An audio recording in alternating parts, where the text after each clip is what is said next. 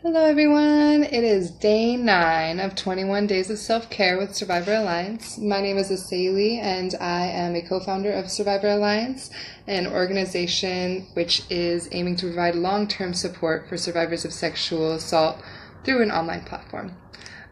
So today we are continuing with our week's theme of how taking care of yourself can have a ripple effect within the community and affect relationships outside of just, you. And so what the theme of today is family and how self-care can affect you and your family. So for me, and my little brother just like this, he knows better than anyone that our family is crazy. I mean, we've got kids from all different kinds of parents. We had a divorce, substance abuse, still. And it was really difficult growing up in this kind of situation and feeling like you didn't have that kind of familiar support that you would really have appreciated when you were young.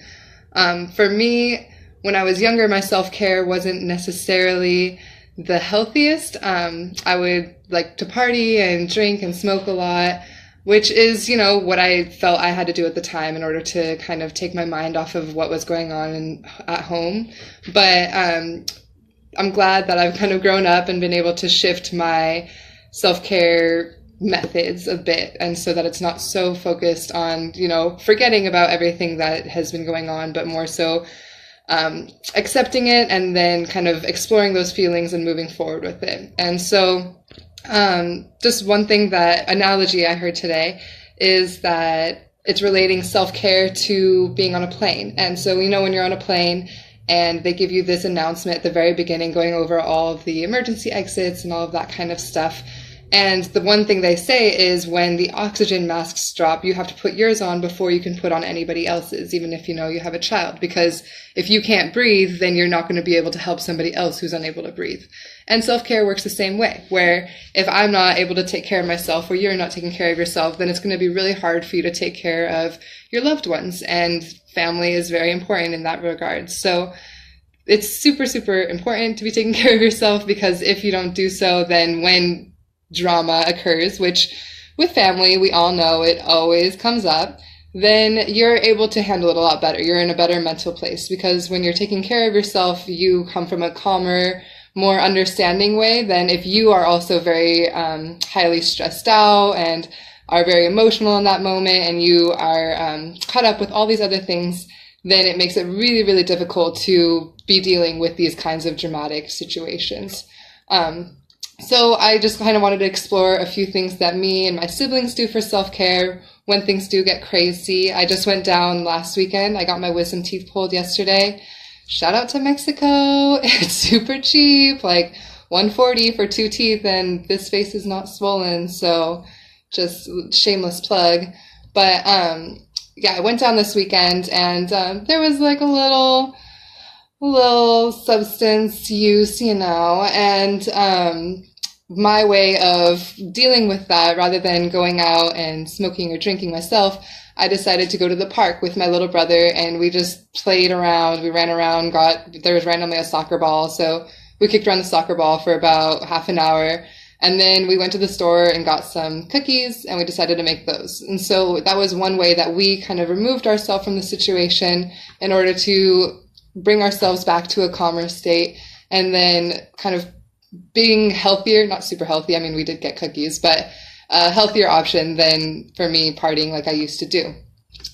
Which also, if you party for your self-care, that's totally cool. I mean, whatever works for you, it's all up to you. And so I'm also going down next week for Thanksgiving, which is always stressful for me. I mean, the holidays, I'm sure many people relate out there. The holidays is a super, super difficult time, especially if you have had a really rough family relationship growing up.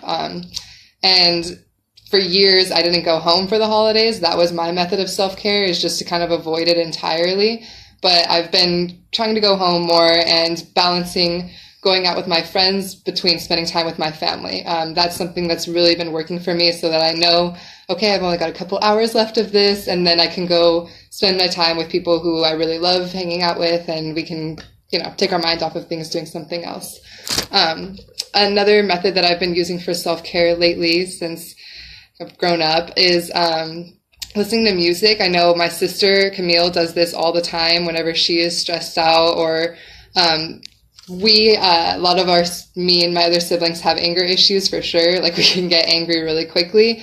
And so she's noticed that whenever she's feeling like she's about to get really angry, she'll just plug in her headphones, start listening to music, and is able to really calm herself down.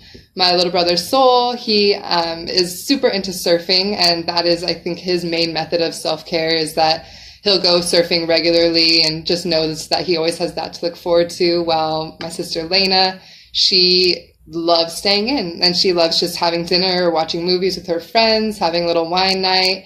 So there's a bunch of different methods that you can take when it comes to self-care. I guess I shouldn't forget about my other siblings. My sister Emily, she really likes to hang out with her girlfriends, and she goes out with her girlfriends, and I think that's her way of chilling out and really making sure that her mental health is in the best state to take care of family stuff. And my baby brother Sean, he's only 13, but he also just spends a lot of time with his friends and playing basketball, playing sports outside. So a combination of music, exercise, eating, getting yourself out of the situations to calm down, all of those have really worked for me and my siblings when it comes to being stressed out about the holidays. And I would love to hear from you all. What do you do when you're stressed out with your family? Because the season is here and we all need tips desperately. If you've got something that really works for you and you'd like to share with our community, we'd love to hear from you. Please just comment below as always. And I hope that this was helpful, kind of relating how when I'm taking care of myself or when you're taking care of yourself, then you're able to provide for your family a lot better because you're coming from a better mental, emotional, and physical place. And so that is day 9, how self-care with your taking care of yourself affects your family, and we'll be exploring other ways that it affects your community this week. So stay tuned. Thanks for watching. Have a good day and a good night. Good luck with the holidays.